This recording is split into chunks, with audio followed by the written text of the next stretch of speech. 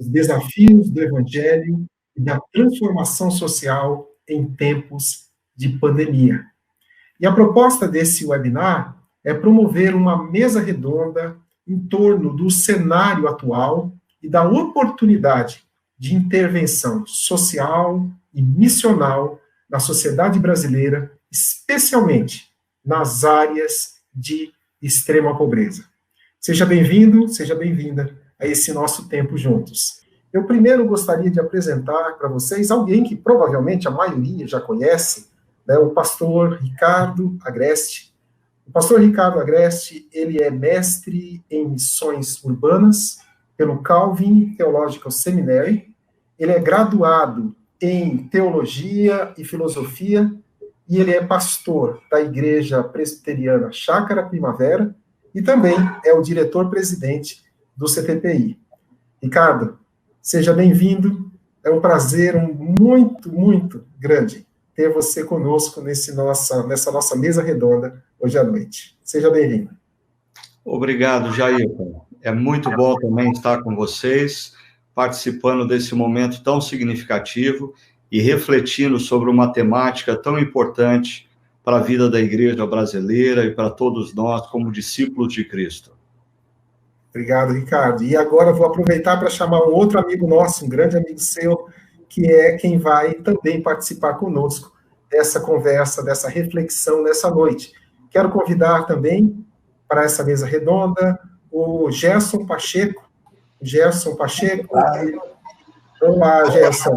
O Gerson, ele é presbítero em disponibilidade da Igreja Presbiteriana Betânia, em Niterói. Ele é diretor do Child Fund Brasil. Ele possui MBA nas áreas de marketing e finanças, lá por Boston, nos Estados Unidos. E ele é, hoje, o nosso segundo debatedor nesse nosso webinar. Gerson, seja bem-vindo. É muito bom ter você aqui comigo e com o Ricardo hoje à noite. O prazer é todo meu, que alegria, como é bom nesse nosso isolamento encontrar um momento como esse para a gente refletir das coisas do reino. Como nós vamos falar hoje à noite, nós estamos num momento muito crítico do mundo, um momento muito especial, um momento vivido só há 100 anos atrás. Então, reunir e compartilhar conhecimento e tratar das coisas do reino faz bem para a nossa alma, e estar com um amigo como o pastor Ricardo e o Jairton faz toda a diferença para a gente viver bem. Muito obrigado e sou muito grato de estar aqui. E dessa forma a gente vai estar falando hoje sobre 3 áreas. A gente vai falar sobre o Evangelho e a pandemia, nós vamos falar sobre o desafio da transformação social nesse mundo fraturado, e também sobre a oportunidade da reconstrução por meio de alianças estratégicas. Então, com uma primeira interação, eu queria perguntar para o nosso querido pastor Ricardo Agreste. Ricardo, explica para nós o que está acontecendo. Que mundo é esse? Bom, tem muitas formas da gente tentar responder essa pergunta tão importante, mas deixa eu tentar usar uma imagem que vem do hemisfério norte. O hemisfério norte, que as pessoas estão habituadas a invernos rigorosos, né? Eu acho que quando nós entramos nesse processo da pandemia, lá no dia 13 de março, quando eu recebi aquele telefonema, eu achava, e muitas pessoas ao meu redor também achavam, que nós estávamos enfrentando uma tempestade. E no hemisfério norte, quando você tem uma tempestade de neve, as escolas fecham, o comércio fecha, as pessoas não saem na rua, mas depois de alguns dias tudo volta ao normal. Só que depois de algum tempo a gente percebeu que a gente não estava numa tempestade, a gente estava, na verdade, no inverno assim, do estado de Michigan, nos Estados Unidos, no Canadá, um inverno que demora 4, 5 meses. E na medida em que nós tivemos que viver esse inverno prolongado, a gente descobriu que, na verdade, nós não estávamos no inverno, mas nós estávamos entrando numa espécie de era do gelo, ou seja, essa pandemia veio e ela trouxe mudanças na economia, na sociedade, nos relacionamentos, mudanças que vão permanecer. Existem estudiosos como a Lilian Schwartz, antropóloga e historiadora da USP de São Paulo, que ela diz que o impacto dessa pandemia ela é tão grande que ela marca definitivamente a mudança de paradigma mental dos homens e mulheres, ou seja, o século XX para ela definitivamente termina com essa pandemia e nós estamos adentrando numa nova era, numa nova forma de pensar, num contexto onde, primeiro, relacionamentos seguros vão ser altamente valorizados, né? Ninguém vai entrar num avião antes de se ter se é sensato, né?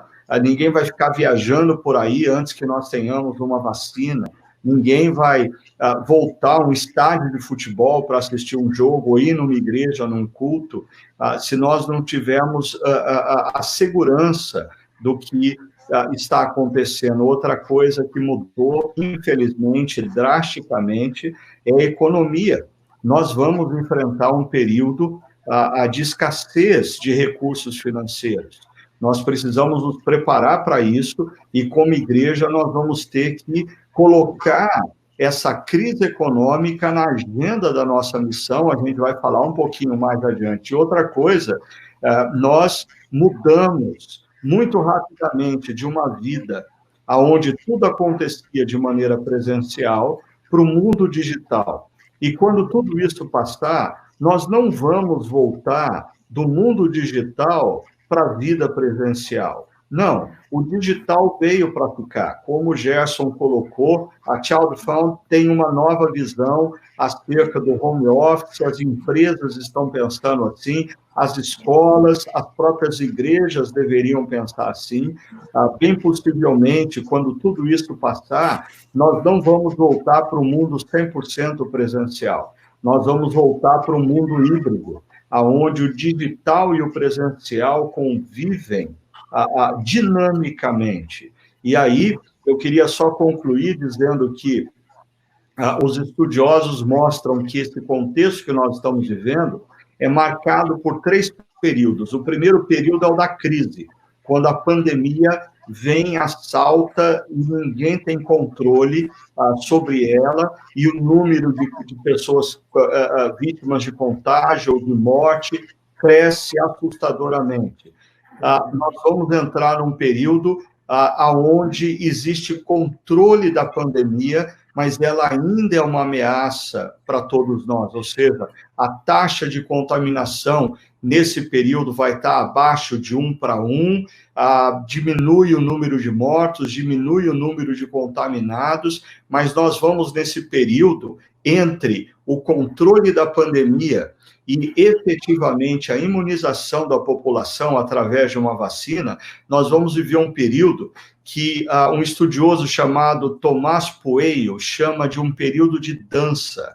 Nós vamos ter que aprender a dançar, porque nós vamos viver constantemente momentos de flexibilização do isolamento e de retorno ao isolamento, como está acontecendo, por exemplo, na região de Barcelona, nesse momento, e já aconteceu em cidades brasileiras, até o momento em que nós temos uma vacina, a população é imunizada, e aí nós adentramos no que alguns têm chamado de nova normalidade. É importante a gente pensar nisso, porque esse mundo pós-Covid-19, nós não vamos encontrar, nesse mundo pós-Covid, o mundo que nós tínhamos em fevereiro de 2020.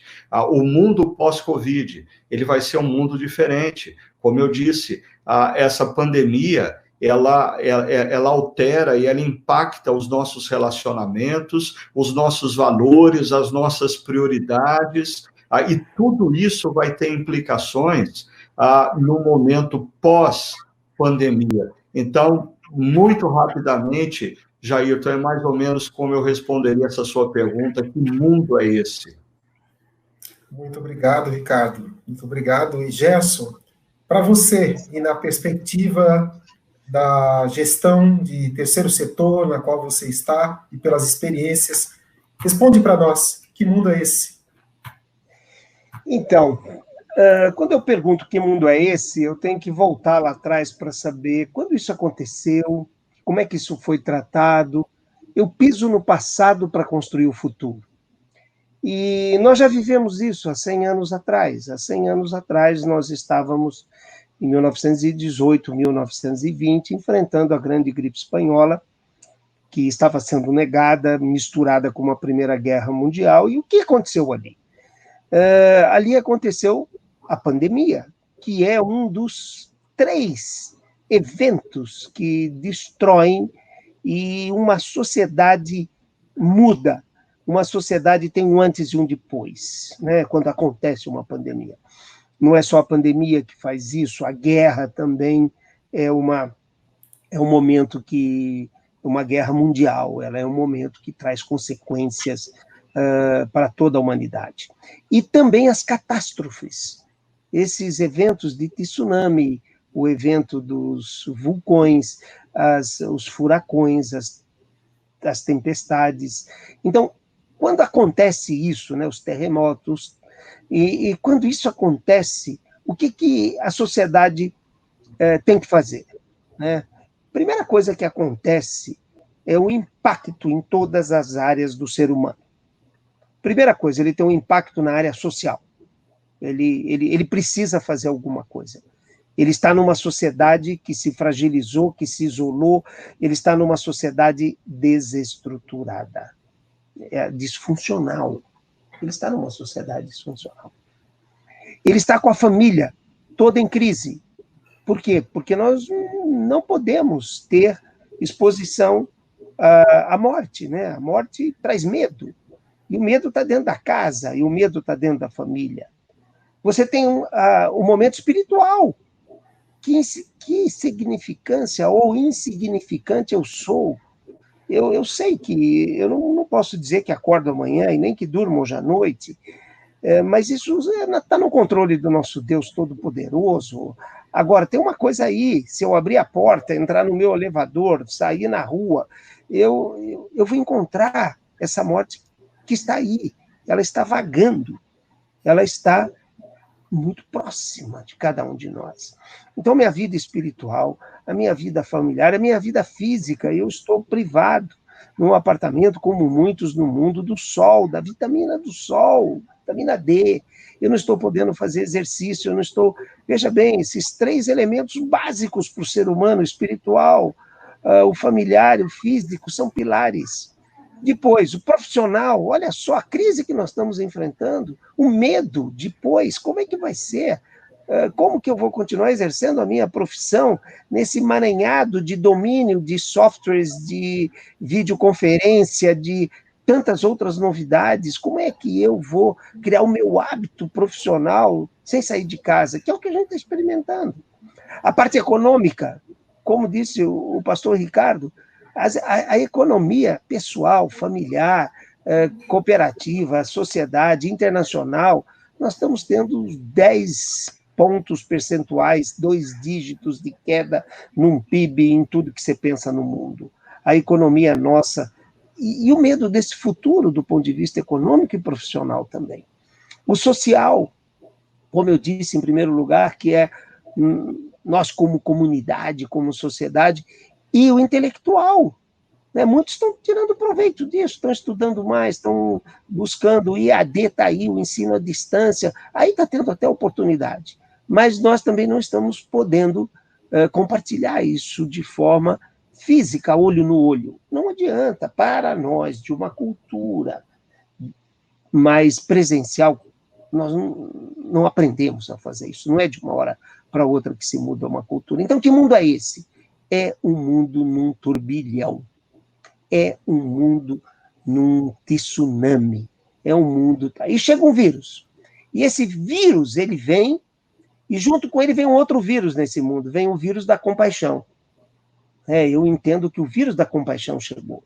Os nossos hormônios, ocitocina, citocina, né, que são o da empatia, ele agora não é mais empatia. Eu não me coloco mais no lugar do outro.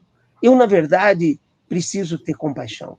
E aí, nós cristãos que exercitamos o amor ao próximo, né? Então, ama o teu Deus de todo o teu coração e o próximo como a ti mesmo.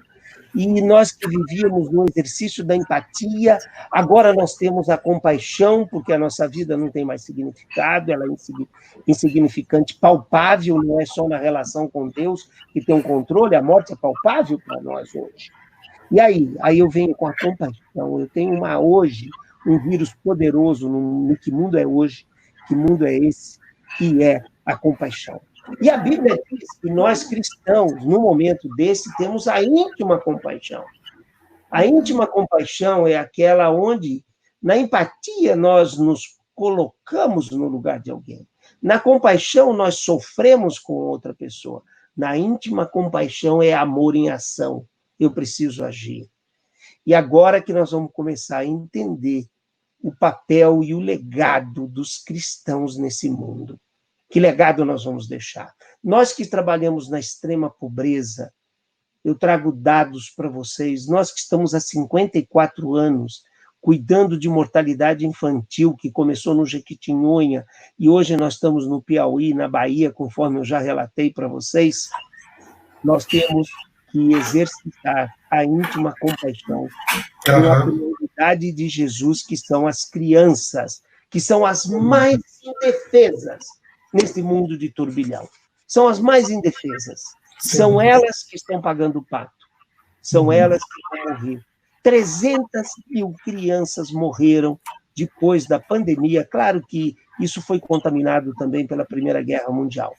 Mas quando você olha 80 mil pessoas aqui no Brasil morrendo, nós temos que olhar o que vai acontecer com a desnutrição. O que vai acontecer, não, o que já está acontecendo com a desnutrição na extrema pobreza, e de 13,5 milhões de brasileiros na extrema pobreza, nós estamos indo para mais de 20 milhões.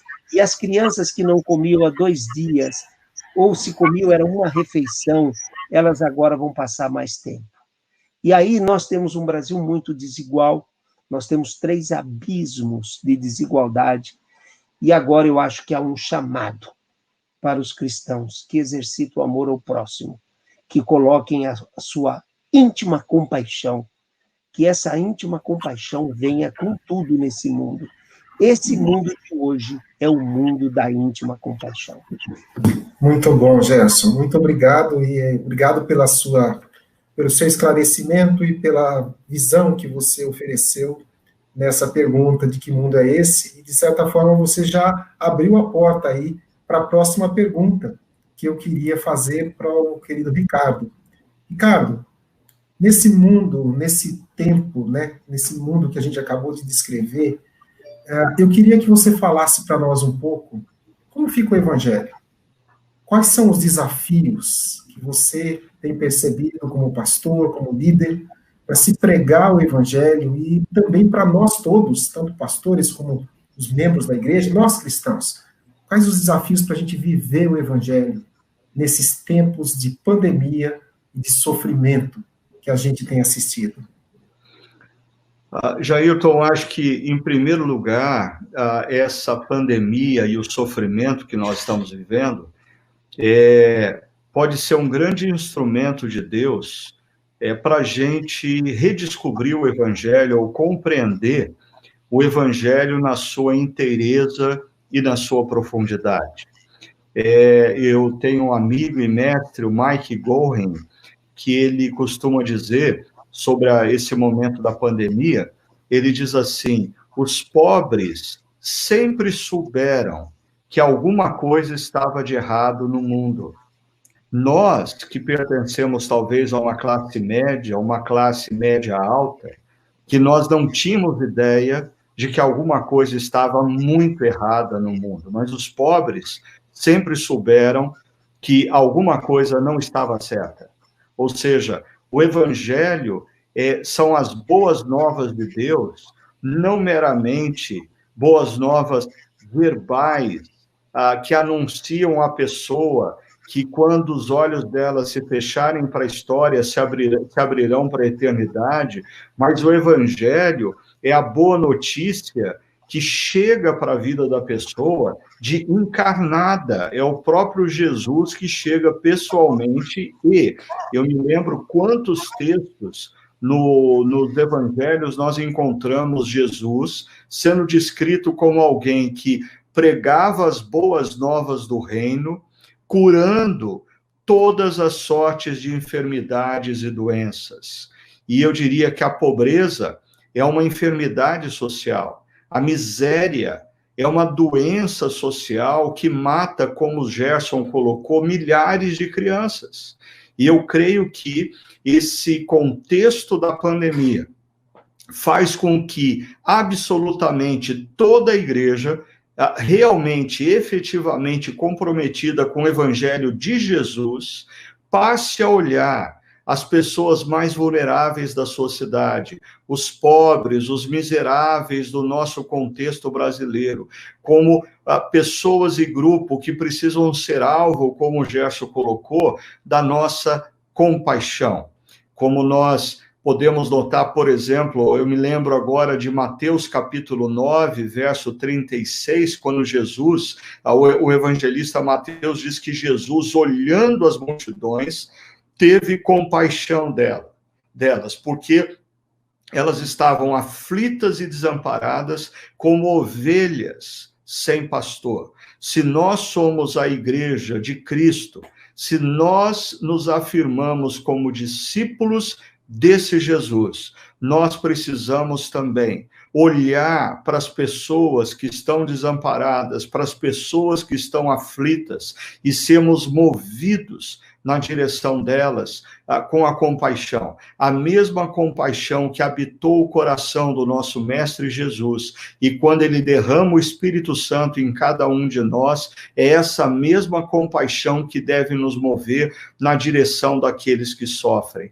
Então, eu diria que no mundo da Covid-19, no mundo pós-Covid-19, não existe espaço para a igreja que meramente verbaliza o evangelho. No mundo Covid-19, no mundo pós-Covid-19, nós precisamos de igrejas e de discípulos de Cristo que anunciem as boas novas em palavras e em ações. E essas ações devem estar conectadas ao que Jesus fazia. Nós devemos ser agentes de cura de enfermidades sociais, curas de doenças sociais que matam crianças, que matam os mais vulneráveis. Como igreja que prega o evangelho, nós vamos ter que anunciar em palavras essa boa notícia e viver em atitudes de compaixão essa boa notícia. É um resgate do sentido genuíno do que é o evangelho nas Escrituras.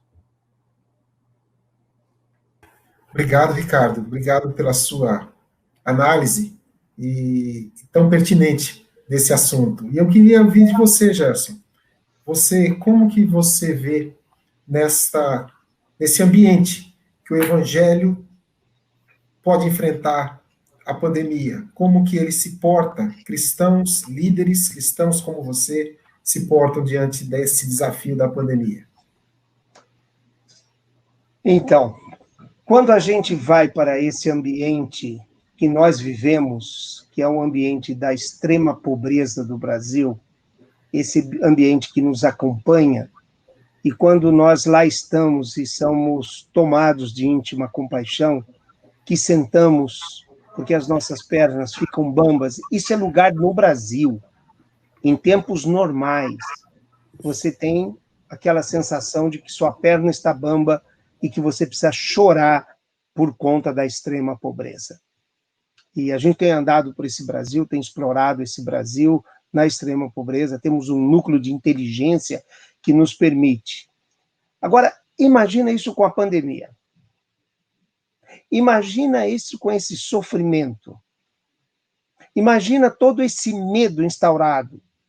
Porque hoje os 5.565 municípios já têm 90% deles tomados pela pandemia.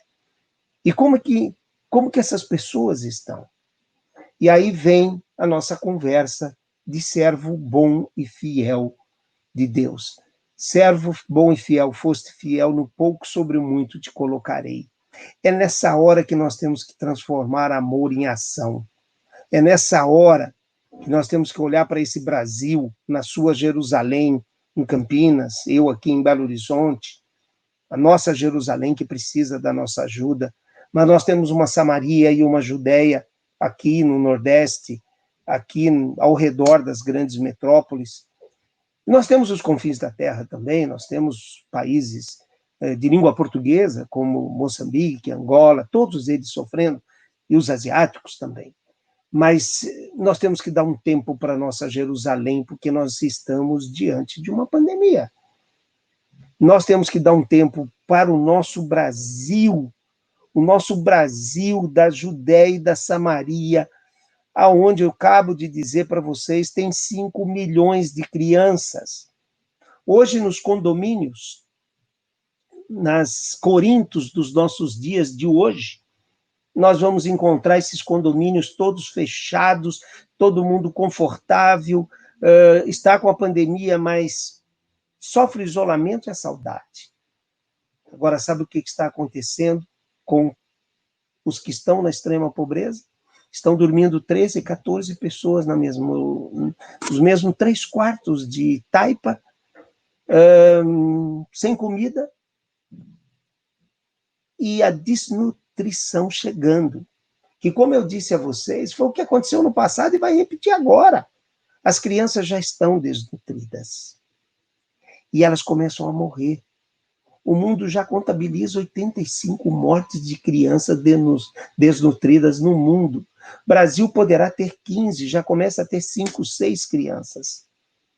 O que nós temos que fazer? Nós não podemos nos isolar. Acontece um fato interessante na história da Bíblia, quando Hanani vem de Jerusalém e encontra Neemias. Quando Hanani sai 1.200 quilômetros e vai a Neemias e relata, cidade com seus muros derribados, portões derribados. Aquela cidade em extrema pobreza de Jerusalém. Neemias imediatamente tem íntima compaixão e inicia um processo com o rei Artaxerxes, e nós sabemos a história. Então, sabe o que nós precisamos com a igreja dos dias de hoje? Que ela ouça isso que nós estamos falando nessa live. Que ela ouça isso que nós estamos falando nessa webinar. Não se isole dentro do seu conforto, da sua redoma, do seu condomínio, do seu edifício de classe média ou de luxo. Ouça o que nós estamos falando. Tenham voz para as mensagens de um Hanani, que isso o Child Fund faz, todos os pastores do CTPI fazem, essa liderança do CTPI que quer realmente transformar, e esse amor tem que ser transformado em ação. Ouçam os Hananis, ouçam os dados de inteligência desse Brasil, que estão mostrando a mortalidade por desnutrição e a fome, e os prejuízos da fome para a saúde, para a educação, para a proteção, que estão acontecendo aí agora de forma muito, muito drástica e sofredora. Isso que nós precisamos fazer. Agora nós precisamos para ação. Primeira coisa, a gente precisa dar comida para eles. Diante de uma catástrofe, diante de uma guerra, diante de uma pandemia, precisa dar comida. Quem não tem comida precisa comer. Precisa ter alimento, precisa ter produtos de higiene, precisa ter produtos pessoais, precisa ter segurança. Isso tudo nós temos que fazer. Nós temos que fazer isso para nossos irmãos, demonstrar amor por eles, amor ao próximo, como Jesus nos pediu. Ama o teu próximo como a ti mesmo. Né? A parábola do bom samaritano é clara disso para nós.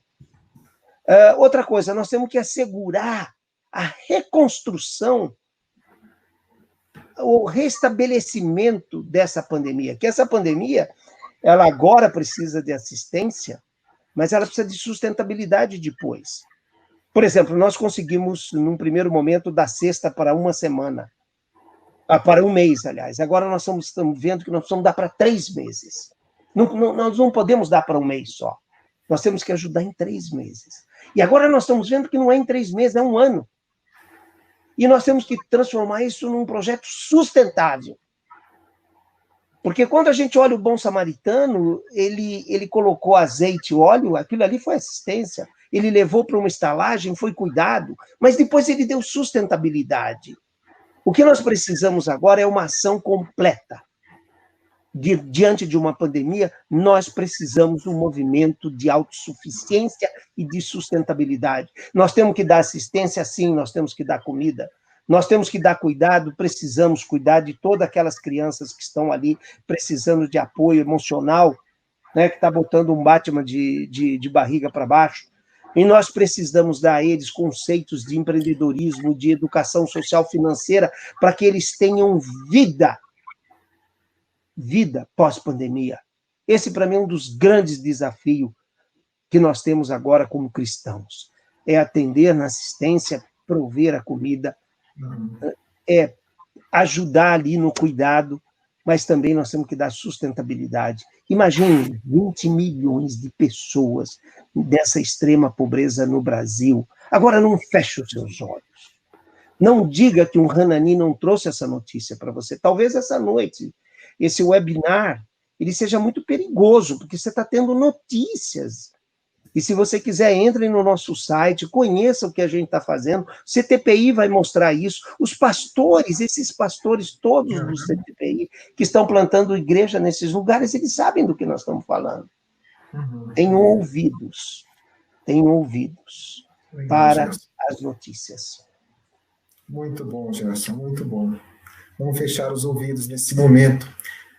Pastor Ricardo, diga para nós como que você entende e tem pensado e até, quem sabe, descoberto novas maneiras de como que a igreja pode demonstrar de forma prática o amor de Deus e combater a pobreza, essa que o Gerson mencionou. Qual é o desafio da transformação social nesse mundo fraturado que a igreja tem diante dela nesse momento? Jailton, eu creio que quando a gente pensa, eu gostei da expressão que você usou, mundo fraturado. Esse mundo fraturado, a gente precisa ter a percepção de que ele não é um mundo composto apenas pelos pobres. Esse mundo fraturado, gerado pela Covid-19, é um mundo de empresas, grandes corporações fraturadas, de pequenos empresários fraturados e de uma pobreza, de uma população que já estava vivendo numa condição de miséria, numa situação ainda pior. Então, quando nós pensamos qual que é o nosso papel como igreja nesse contexto, eu diria, primeiro, existem igrejas que possuem nos seus bancos diretores de grandes corporações, empresários de grandes companhias, e eu creio que a Covid-19 convida grandes empresas e grandes corporações a repensarem qual é o sentido dessas empresas no mundo atual. Não vai existir mais espaço para empresas que pensam única e exclusivamente no lucro dos seus acionistas. Do que vale uma empresa que tem lucro para os acionistas, se esses acionistas não têm um mundo seguro para se viver? E a Covid-19 faz com que a gente seja desafiado a repensar o que de fato é essencial, o que de fato é significativo.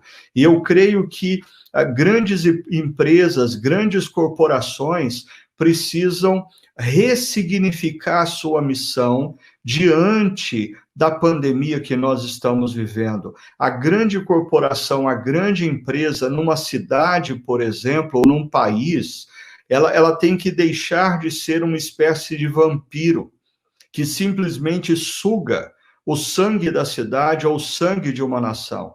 Uma empresa, uma grande corporação precisa pensar em gerar benefícios para aqueles que estão ao redor deles. Segundo, nós temos os pequenos e médios empresários, os profissionais liberais que foram fraturados com essa pandemia. Na minha própria comunidade, eu tenho visto pessoas que, por exemplo, atuavam na área do turismo, atuavam na área de eventos, passando por grande dificuldade financeira. Pessoas que tinham lojas em rede de shopping center, pessoas que tinham restaurantes, e essas pessoas, elas estão sendo grandemente desafiadas a serem criativas. Eu tenho procurado dizer a esses meus irmãos e irmãs que estão vivendo nessa situação, essa pandemia tem desafiado alguns de nós à criatividade, mas tem desafiado todos nós à compaixão. Ou seja, esses pequenos e médios empresários, esses profissionais liberais, eles precisam ser tomados por uma criatividade, a mesma criatividade que abençoou José no Egito, num período de dificuldade, a mesma criatividade que abençoou os filhos de Sacar num momento de crise em Israel. Deus é um Deus criativo, ele cria o universo a partir da sua criatividade e ele nos fez a imagem e semelhança dele, então nós precisamos orar pedindo para que Deus nos dê criatividade, mas precisamos nos lembrar que enquanto alguns de nós, profissionais liberais, pequenos e médios empresários, estamos sendo desafiados à criatividade, absolutamente todos nós estamos sendo desafiados à compaixão, porque nós temos uma camada da população que não tem muito o que fazer diante da situação, a não ser a ser auxiliada, ser ajudada a se levantar dessa situação. Então, por um lado, grandes corporações precisam se ressignificar diante do desastre que é essa pandemia. Pequenos e médios empresários, profissionais, liberais precisam ter criatividade, mas todos nós precisamos olhar com compaixão aqueles que estão, nesse momento, sofrendo e não têm recursos. Não é uma questão de ser criativo, não existe matéria-prima a partir da qual eles possam criar qualquer coisa. Então, eu diria, esse mundo fraturado é um mundo que é fraturado desde das classes dominantes, as grandes empresas e corporações, até os mais miseráveis. Certamente, os mais miseráveis estão sofrendo e vão sofrer muito mais. E eu terminaria a minha resposta lembrando que Paulo, quando escreve aos Efésios, no capítulo 4, ele diz, aquele que furtava, não furte mais, antes trabalhe. Mas eu acho interessante o acréscimo que o apóstolo Paulo faz. Trabalhe para que tenha com que socorrer o necessitado. Ou seja, nós precisamos ver o excedente dos nossos recursos, o excedente do nosso trabalho, não como uma dádiva que Deus nos dá, para nós usufruirmos desse benefício. Nós precisamos, nesse momento de crise, ver todo e qualquer excedente que Deus está nos dando como uma quantia, como um valor que ele nos dá para que nós possamos socorrer aqueles que não têm o básico. Então, pessoas que estão vinculadas a grandes corporações, desafiem, incentivem seus líderes e diretores a ressignificar a missão dessas grandes corporações. Pequenos empresários, médios empresários, profissionais autônomos, peçam a Deus criatividade e façam uso dessa criatividade, mas absolutamente todos nós vamos nos lembrar do que Paulo fala em Efésios 4, aquele que furtava, trabalhe, aquele que se tornou discípulo de Jesus, trabalhe, para quê? Para que tenha excedente? Não, trabalhe para que tenha com que socorrer o necessitado. Então, alguns de nós, nessa crise, têm sido desafiados à criatividade, mas absolutamente todos nós estamos sendo desafiados à compaixão. Muito bom, muito boa a sua sua meditação, sua reflexão nesse assunto. Obrigado, pastor. Obrigado, Ricardo. Gerson, e você? Você está aí do lado das organizações sociais, da organização social que lida, né, e convive com a igreja e que muitas vezes tenta traduzir o que você vê no campo, né? Você citou até alguns exemplos aí, algumas falas, né, do que está acontecendo lá na extrema pobreza. Fala para nós qual é o desafio da transformação social nesse mundo fraturado? Como que a igreja pode demonstrar de forma prática o amor de Deus em dias como o que nós estamos vivendo? Então, primeiro, Ricardo, pastor Ricardo, maravilhosa essa sua colocação. Ter para ajudar. Nossa, isso emociona a gente, viu? Muito, muito obrigado pelas suas palavras. Isso que me faz ser seu fã. Muito, muito, muito obrigado por essas palavras. Eu acho que esses momentos, né? Eu tenho uma carreira diferente. E hoje eu dizia que eu estava diante de 2 pastores e o meu discurso é mais de executivo, né? A minha formação é de executivo. Então eu ficava assim, como é que vai ser esse webinar?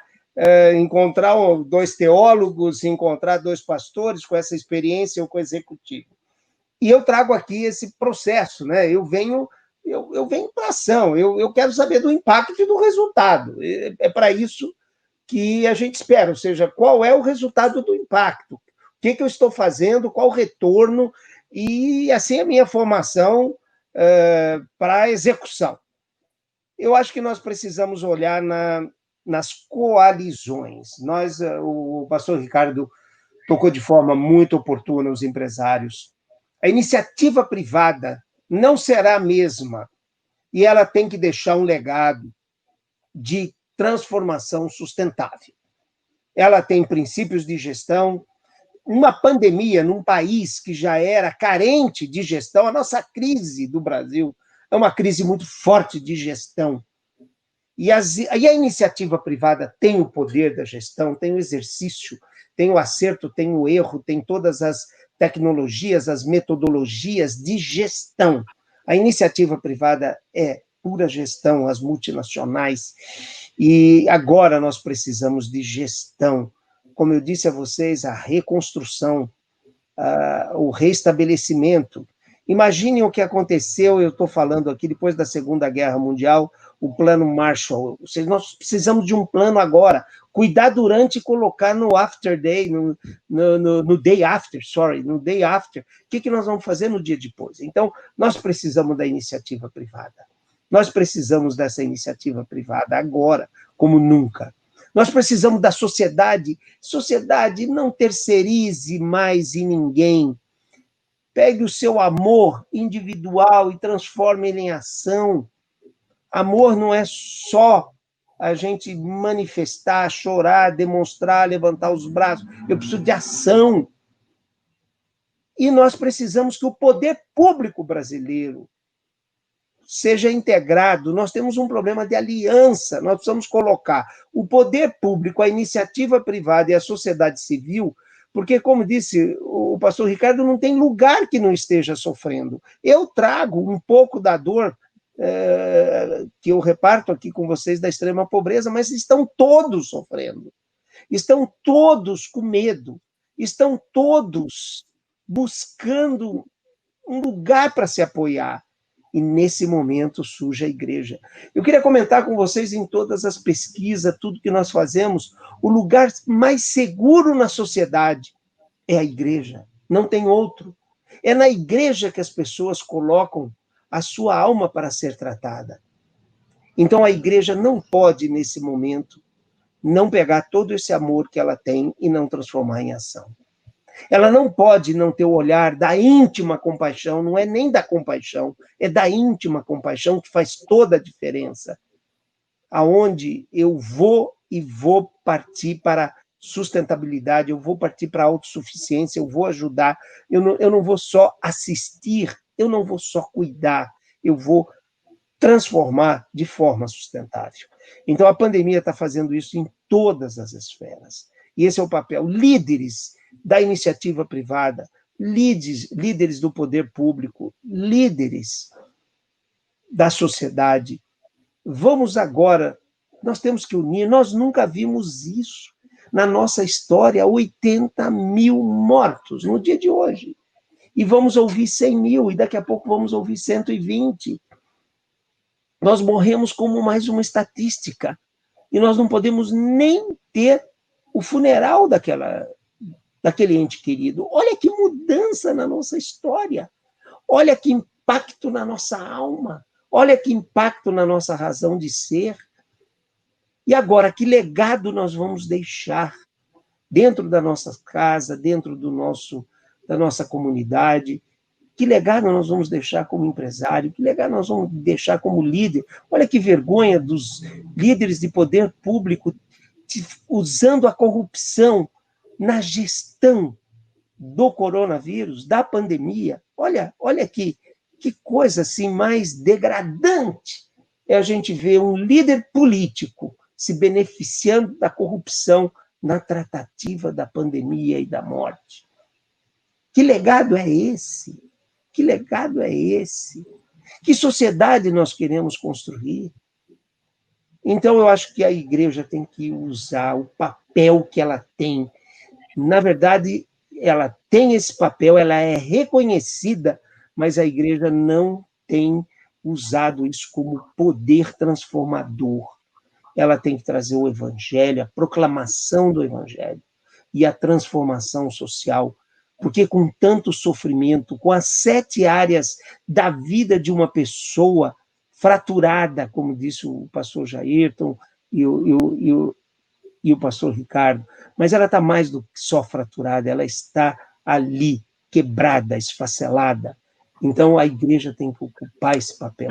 É um momento único da igreja ser reconhecida como agente transformador e a gente, com isso, construindo um mundo melhor pós-pandemia. Venha o que vier, venha nova tecnologia, venha PIB baixo, venha falta de economia forte, venha o que vier, mas o amor, a nossa intimidade com Deus, a nossa agência do divino aqui na Terra, transformando esse mundo que nunca esteve tão necessitado como está diante de uma pandemia, que nunca esteve tão fragilizado como está diante de uma pandemia, e usando a palavra do fraturado.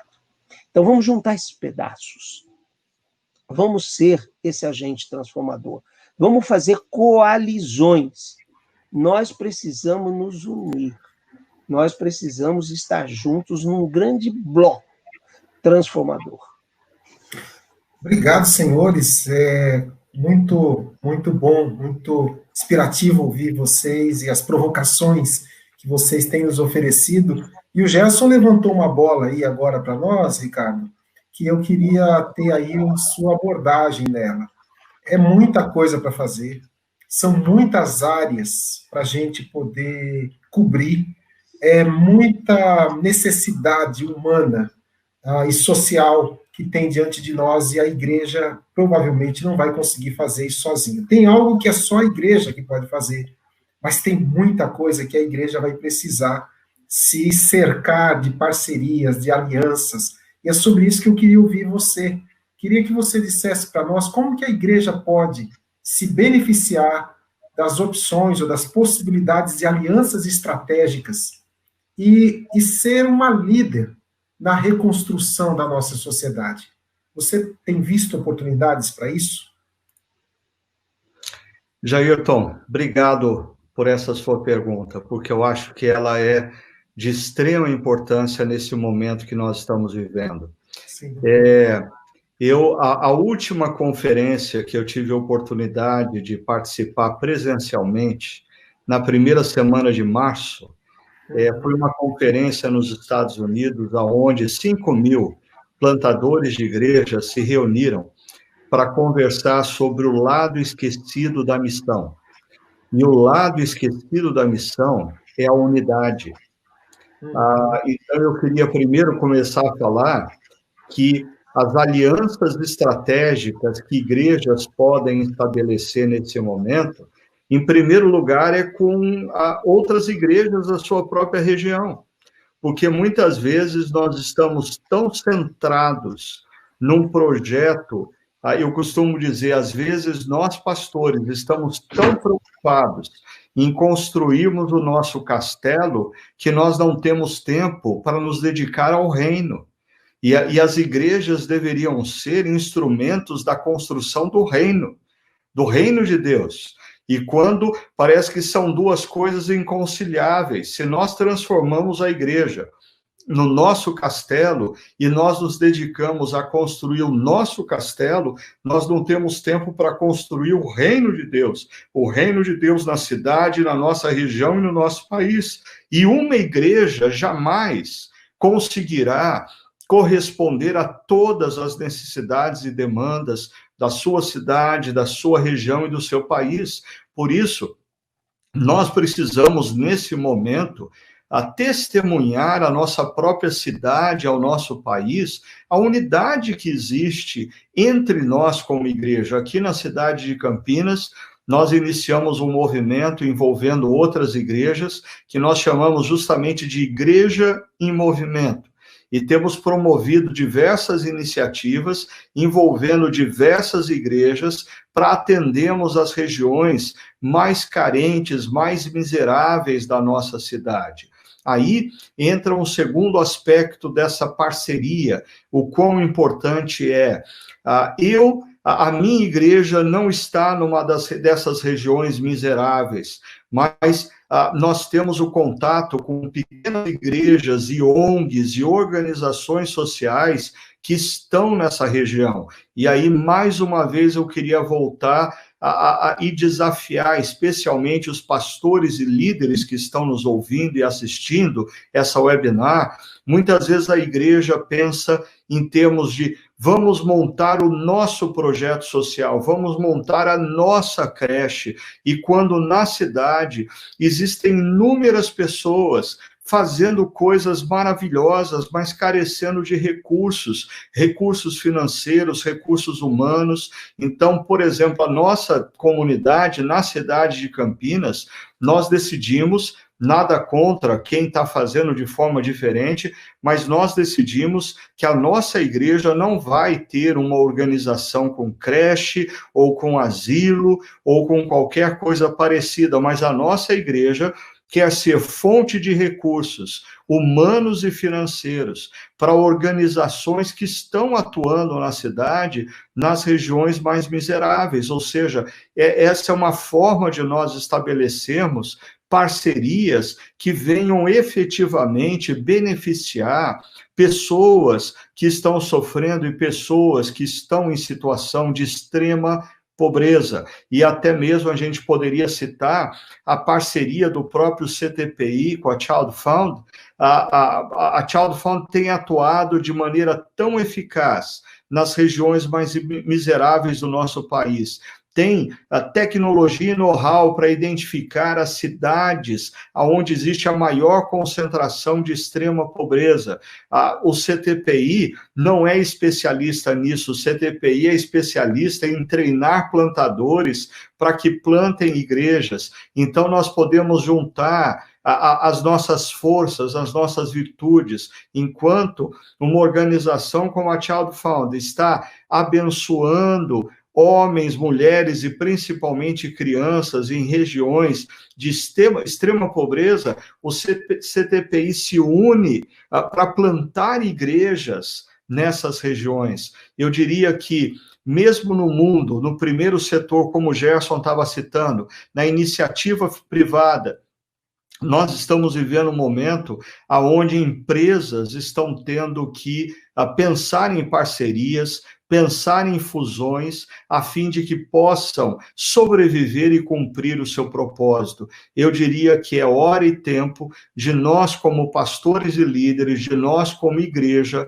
pararmos de pensar exclusivamente no nosso trabalho como se a nossa igreja fosse um castelo e pensarmos mais em termos de reino de Deus.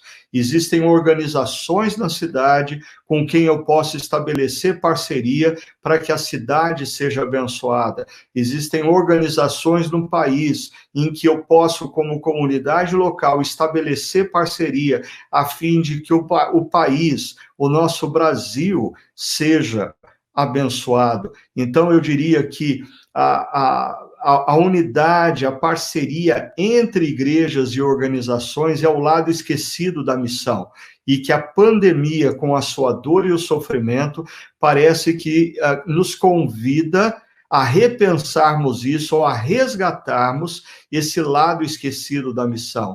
Nós podemos nos unir como igrejas numa cidade para produzir um impacto maior, para servir de maneira mais efetiva aqueles que estão sofrendo. Nós podemos estabelecer parcerias com organizações que estão presentes e estão próximas da população mais miserável do nosso país, a fim de ajudá-los no cumprimento dessa missão de abençoar os menos favorecidos. Parceria no mundo fraturado, pegando o conceito anterior, né? Parcerias no mundo fraturado não é uma opção, é uma estratégia inegociável. Nós precisamos pensar nisso. Puxa vida, gostei desse conceito e dessa verdade dura que você acabou de nos lembrar, que quem gasta tempo cuidando do castelo, obrigatoriamente não está cuidando do reino. Essa é uma verdade que dói muitas vezes no coração de nós pastores, que às vezes gastamos tanto tempo com o castelo e o reino está lá fora e a gente não está nele. Obrigado por esse lembrete, por esse alerta, Ricardo. E Gerson, me fala um pouco, aliás, nos lembra um pouco esse conceito das alianças estratégicas. Eu aprendi isso com você. Você me ajudou a ter essa compreensão, né, de que existe esse grande valor nas alianças estratégicas. Então eu te pergunto, como a igreja pode se beneficiar de alianças estratégicas e liderar na reconstrução da nossa sociedade? Oh, que pergunta, hein? Vocês aí, como colegas, fazem outras perguntas e me pegam aqui na gestão, mas vamos lá. É a mesma pergunta, só que a gente quer o seu olhar de gestor. No meu olhar de gestor, eu diria o seguinte, as teorias dos negócios, né? Todo aí, quem está me ouvindo de administração, de marketing, de finanças e logística e todas as áreas, a gente trabalha com as metodologias, tecnologias, né? Vamos imaginar na grande Revolução Industrial, 1880, nós temos ali um grande movimento da administração científica e todos esses aspectos, né? E aí a gente vem até hoje para uma teoria de negócio que é muito em vigor nesse momento, muito forte nas grandes academias, na verdade liderada por Harvard, que é o valor compartilhado, né? E aí a nossa liderança brasileira, os nossos líderes de igrejas, os nossos líderes de iniciativas privadas, da sociedade, aqueles 3 pilares que eu chamo da aliança dos 3 setores, né? Aliança dos 3 setores, eles precisam juntar as suas fortalezas e trabalhar com valor compartilhado. O que é valor compartilhado? Valor compartilhado é a gente ter uma visão e passar a sonhar o mesmo sonho, né?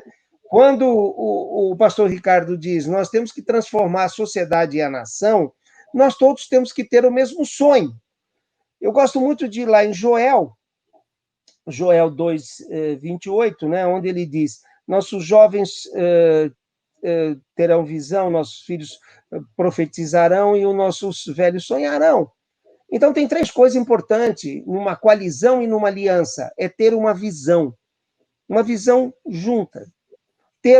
Quando o Ricardo disse, vamos colocar o pastor Ricardo, essas igrejas junto, nós precisamos, em primeiro lugar, trabalhar qual é a nossa visão. E esse é o valor compartilhado, sonhando o mesmo sonho, tendo a mesma visão, profetizando que aquilo vai acontecer, porque nós estamos juntos, nós estamos mobilizando no valor compartilhado todas as minhas fortalezas, as fortalezas da Igreja da Chácara, as fortalezas do Child Fund, as fortalezas do CTPI, e nós estamos juntos aqui compartilhando valor para a transformação social, para ajudar o Brasil, para ajudar as nações, para a gente ajudar o mundo, para a gente transformar. Ok, quando nós estamos num mar de vento a favor, tudo está indo bem, como nós estávamos, economia mundial a todo vapor, nunca tivemos tantas possibilidades de conhecer o mundo, de viajar o mundo, de trocar experiências, negócios, startups, ou seja, a gente estava num outro patamar de aquecimento. Aí vem uma pandemia. Aí vem essa pandemia e nos obriga a repensar, nos faz mudar a nossa forma de ver o mundo e a nossa vida. Agora, o que nós precisamos nessas alianças estratégicas? Sonhar essa nova visão para esse novo mundo. Sonhar e ter essa nova visão para esse novo mundo. Partir para a ação. E nós só vamos conseguir isso numa gestão de valor compartilhado. Os líderes, e o que o CTPI faz, que me encanta, compartilha conhecimento. Desde o primeiro dia que nós estamos com o CTPI, não faz pouco tempo, que a gente vê essa liderança sendo provocada a sonhar o mesmo sonho, a plantar igrejas, a cuidar de todos, a cuidar aqui da região metropolitana mais rica, porque todos têm problemas. Eu quero citar um problema que a gente tem que estar unido para cuidar como sociedade, que é a proteção das crianças. Nós sabemos que nós temos umas estatísticas anuais que fazemos há mais de anos, em mais de 15 países ao redor do mundo, todo ano. E há uns 4 anos atrás, no canal Futura, no Rio, eu apresentei um relatório que assustou todos nós, inclusive eu que estou nessa área há 30 anos. As crianças relataram que as suas casas não são mais seguras. Agora, imagine uma pandemia levando todo mundo para dentro de casa. Agora, você vai dizer, você está falando o gesto da casa da pobreza? Não.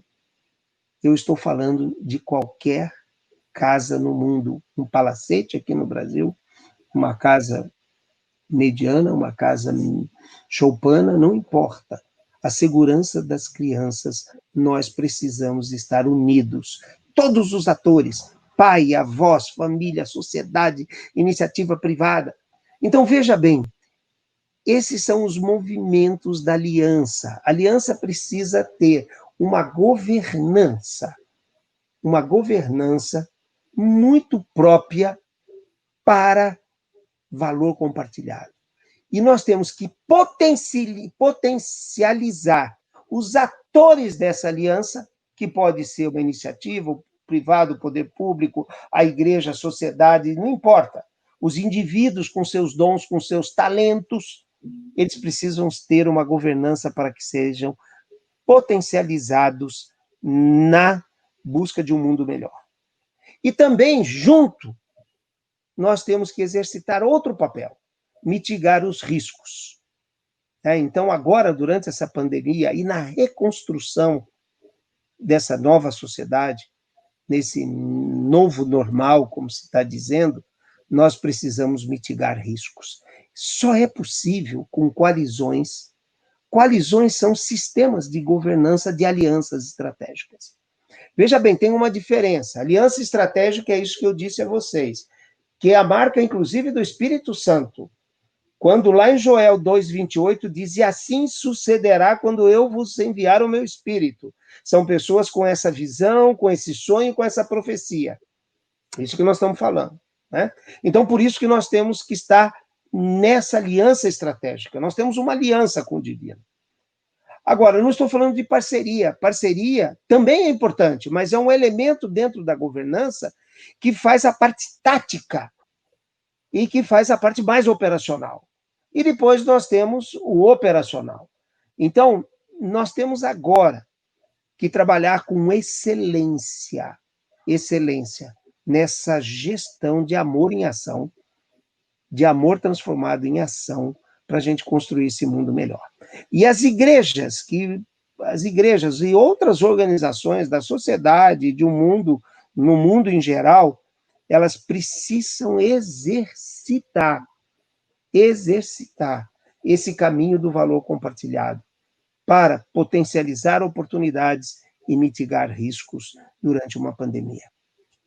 Então, essa é uma visão muito gestora dentro da minha formação, né, de como que os teólogos, com toda a sabedoria, nós podemos nos abraçar, não fisicamente, pelo menos agora, mas abraçar as nossas competências de gestão e do amor de Deus ao próximo dentro da igreja, que é o agente transformador.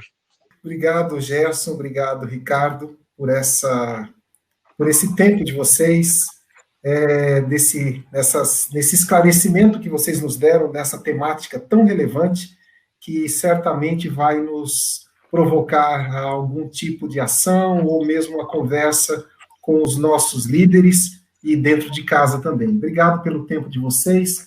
E agora nós vamos abrir para algumas perguntas, né? Algumas pessoas colocaram, né, algumas questões que eu gostaria de compartilhar, dividir com vocês, para que vocês possam responder. A primeira pergunta, ela é enviada aqui pela Gabriela Correia. O que é essencial que a igreja retome e permita que o espírito de Pentecoste ascenda como missão especial na vida das igrejas? Bom, Gabriela, eu creio que quando nós lemos as Escrituras ou olhamos para a história, nós percebemos que o momento em que o Espírito Santo volta a soprar na vida da igreja e consequentemente, move a igreja, a missão, sempre são momentos de reencontro e redescoberta da palavra de Deus, mas não apenas da redescoberta da informação que a palavra de Deus nos traz, mas principalmente da obediência à palavra de Deus. Eu tenho dito que eu acho que nós vivemos num contexto, num mundo atual, onde nunca cristãos tiveram tanto acesso à informação. A internet nos propicia inúmeros sermões dos mais variados pregadores, inúmeros estudos bíblicos, inúmeros cursos sobre a Bíblia. O que nos falta nos tempos atuais não é informação sobre a Bíblia. Eu acho que o que nos falta nos tempos atuais é obediência ao que a Bíblia diz. E quando nós nos convertemos de todo o coração, isso significa abrirmos mão dos nossos caminhos e nos rendemos aos caminhos de Deus, nós estamos nos rendendo ao que a palavra de Deus diz, e eu diria que é nesse momento que o Espírito Santo de Deus tem toda a liberdade nas nossas vidas para agir, para nos transformar e para nos mover na direção da missão.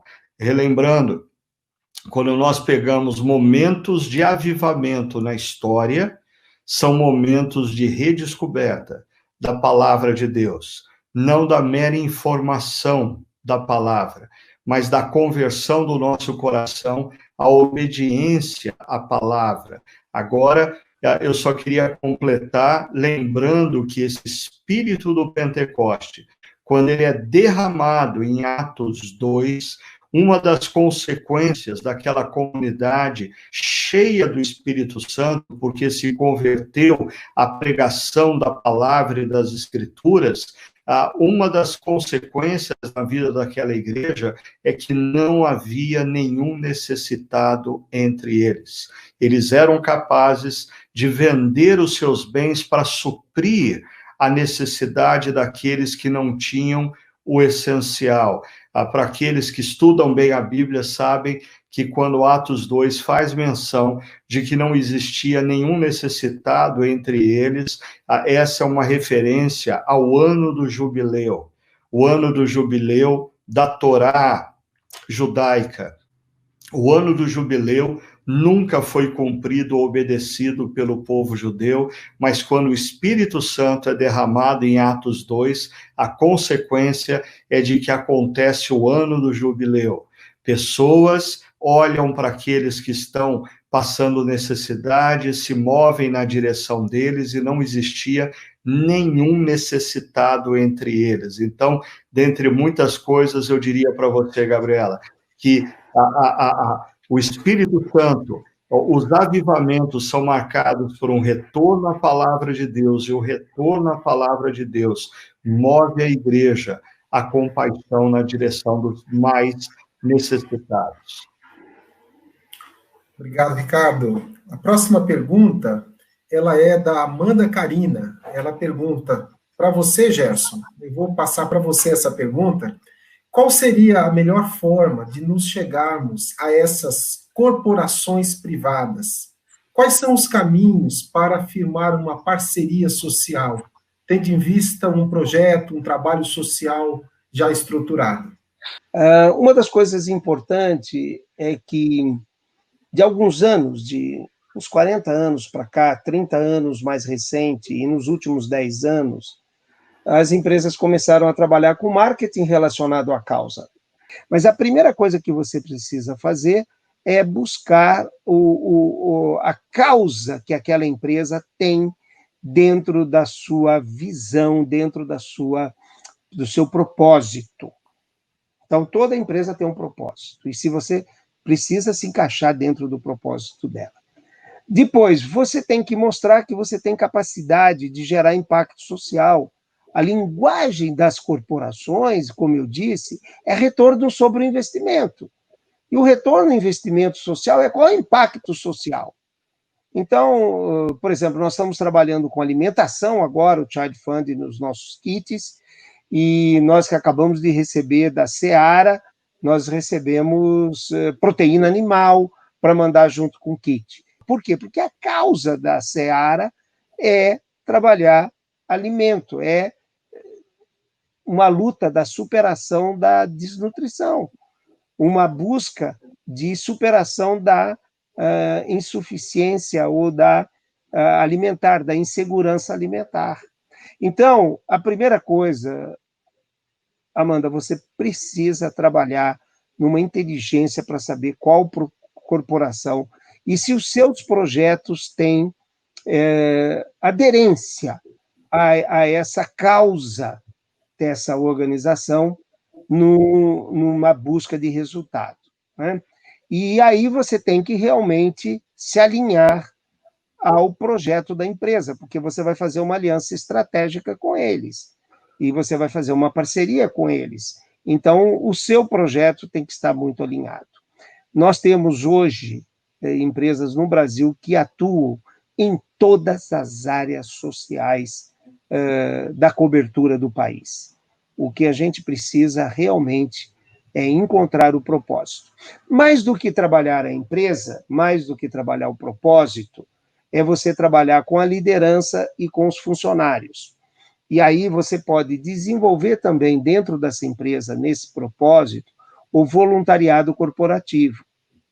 Então, você pode ofertar para uma empresa, por exemplo, vamos pegar uma empresa farmacêutica na região de Campinas.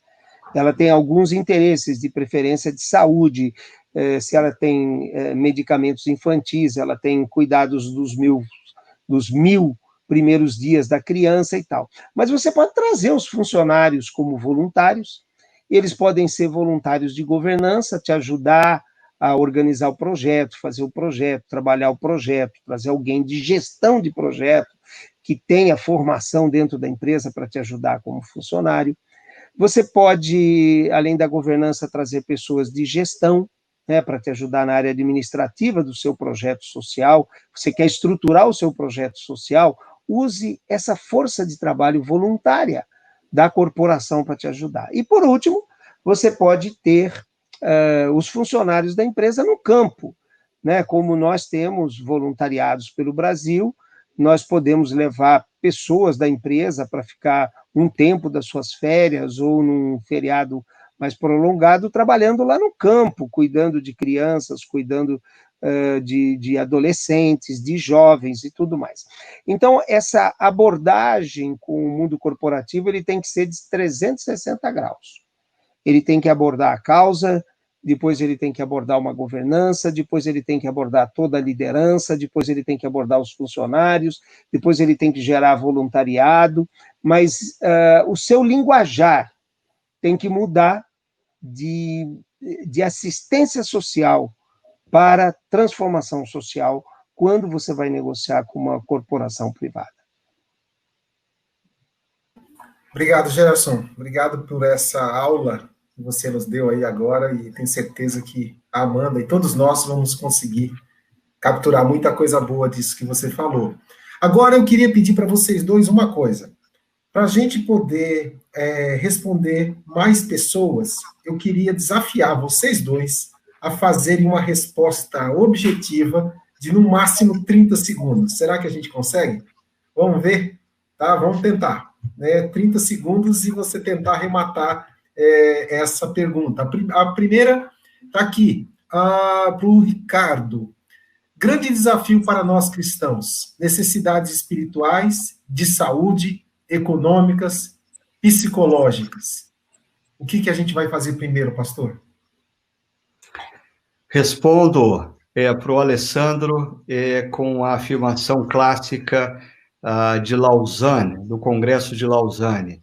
O evangelho todo para o homem, todo para todos os homens. O evangelho todo para o homem todo. Uau! Você levou menos de 30 segundos. Vamos ver agora, Gerson, você... aqui, olha, uma pergunta... Cadê? Está aqui. Da Gabriela. Como responder a pergunta que muitos estão fazendo durante essa pandemia? Gerson, 30 segundos. Onde está Deus em meio a esse caos? Deus está no controle. Deus está no controle. Porque tudo isso que nós estamos vivendo é para o crescimento da humanidade. E nós cremos que o que Deus está fazendo é bom e é muito bom. Olha só, menos de 30 segundos também. Ricardo, próxima para você. Nós não dando tempo nem de escolher, tá, gente? Está pondo na tela e eu estou jogando para vocês. A Shirley Tertuliano está perguntando, nesse tempo de pandemia, a igreja está percebendo um esfriamento maior por parte dos membros ou esse atendimento online está unindo mais e fortalecendo espiritualmente as ovelhas? Shirley, eu acho que as duas coisas. Eu acho que, por um lado, essa situação da igreja online vai fazer com que muita gente que, na verdade, era mero consumidor de igreja, consumidor de pregação, consumidor de louvor, talvez nem volte para a igreja pós-pandemia. Por outro lado, está acontecendo uma coisa muito bonita, que são os cristãos dentro de casa, por exemplo, resgatando, redescobrindo a Bíblia e a importância de estudar a Bíblia com os seus filhos. Talvez Deus tenha fechado os nossos prédios e templos para que as famílias redescubram a centralidade da palavra na vida e na relação de pais e filhos. E isso está acontecendo. Legal, que bom. Boa resposta. Obrigado, Ricardo. Tem uma última pergunta e a gente vai encerrar. E essa pergunta vai para você, Ricardo. Ela vem endereçada. Qual a porcentagem remunerada de cada instituição, igreja, por exemplo, que pode separar como instituição para cooperar com o impacto social sem prejudicar a receita local? Kepler, eu acho que não existe uma regra para a gente fazer isso. Eu acho que depende de igreja para igreja, de situação para situação. A única coisa que eu colocaria como referencial na minha caminhada pessoal e também na minha caminhada como líder de duas igrejas que eu pastoreei, uma em São Paulo, a igreja de Pirituba, e agora a chácara em Campinas. Deus abençoa a generosidade. igrejas generosas são igrejas que são abençoadas por Deus, porque Deus dá à igreja que está usando recursos conforme o coração dele. Então, eu não sei se teria uma porcentagem específica para o investimento, mas um princípio. Deus quer que sejamos generosos, quer como indivíduos, quer como organização. E ouse ser generoso e Deus vai abençoá-lo, eu tenho certeza disso. Muito obrigado, Ricardo. Muito boa resposta. Boas perguntas, boas respostas. A gente poderia ficar aqui a noite toda, mas a gente precisa ir. E a próxima pergunta é minha. E é para você, Ricardo. Ricardo, fala para nós desse evento tão aguardado e que já tem abençoado tanto a igreja brasileira e que estamos aqui na surpresa para saber como que vocês vão realizar, e se vão realizar, eu espero que sim, a conferência CTPI desse ano. Fala para nós, o que está sendo preparado para todos nós? Bom, a conferência do CTPI de 2020, ela estava toda preparada. Nós já tínhamos mais de 1.000 pastores, líderes e plantadores inscritos, quando, de repente, emergiu essa pandemia e se tornou inviável nós realizarmos um evento de maneira presencial. Então, o que nós fizemos, Jairton? Primeiro, nós decidimos que todos aqueles que já tinham feito a inscrição para o evento presencial em 2020 teriam as suas inscrições já pagas para o nosso evento presencial, se Deus assim permitir abençoar, para 2021. Então, todos aqueles que haviam pago para o ano de 2020 já teriam acesso à nossa conferência em 2021. Mas, além disso, nós decidimos fazer uma conferência online com todos os preletores que nós havíamos já confirmado, que são 12 preletores altamente capacitados do Brasil, e acrescentamos ainda no evento mais 7 preletores internacionais que estão nos ajudando também nesse evento. Vocês podem ver aí os preletores nacionais e internacionais, mas aí a gente fez um elemento adicional. Nós decidimos que todos os inscritos teriam acesso gratuito a esse evento, mas todos aqueles que não haviam feito a inscrição, mas que gostariam de participar, porque ninguém pode perder um evento como esse, teriam que fazer uma inscrição com um valor simbólico de R$100. E toda a arrecadação desse evento online, deixa eu repetir, toda a arrecadação desse evento online vai ser destinado a Child Fund, ou seja, você vai poder ouvir 12 preletores nacionais, 7 internacionais e ainda contribuir com essa causa que nós tanto falamos, que é a causa da compaixão. Ou seja, e mais, quando você entrar lá no site, você pode decidir contribuir não com R$100, mas contribuir com mais. Absolutamente, todo o recurso com a inscrição daqueles que vão participar online este ano vai ser destinada a Child Fund. Então, você pode usufruir dessa conferência, ser abençoado por ela, você pode presentear o seu pastor, você pode colocar a liderança da sua igreja para assistir e ouvir pessoas que vão falar sobre esse tema, a reconstrução com integridade e relevância. A gente vai viver um momento, a partir de agosto, de reconstrução. Nós vamos ter que reconstruir as nossas vidas, reconstruir os nossos relacionamentos, reconstruir as nossas igrejas, reconstruir os nossos negócios, reconstruir as nossas carreiras. Então, é um evento sensacional que você não pode perder, e além de você ganhar com o conteúdo do evento, você vai contribuir para que crianças em situação de extrema pobreza sejam abençoadas também. Está aí o link para você saber um pouco mais da conferência e ter todas as informações. Obrigado, Ricardo, e olha a alegria do Gerson, né? toda essa alegria, porque ele vai estar, viu, participando da conferência. Com certeza, com certeza. Com certeza. Né? Ficou triste só de pensar que poderia ser cancelado, mas ele vai poder participar. E certamente, Gerson, você quiser falar alguma coisa também, o Child Fund Brasil e a Ponte Social estará também representado ali na conferência, e certamente você e nós do Child Fund Brasil fomos abençoados com essa dedicação, né, desse valor todo da inscrição para os projetos do Child Fund. Você pode, assim, tornar público aí, se você estiver grato, que eu sei que você está, essa iniciativa do Ricardo e da liderança do CTPI. Primeira coisa que eu digo, e eu estou aqui profetizando, é o quão abençoado será o CTPI com essa generosidade, fazendo das palavras do Ricardo, né? Então, generosidade é algo que traz, né, esse aspecto. Eu acho que o coração do CTPI com a pobreza, extrema pobreza, essa nossa aliança construída com muito aprendizado mútuo, com muito compartilhar conhecimento.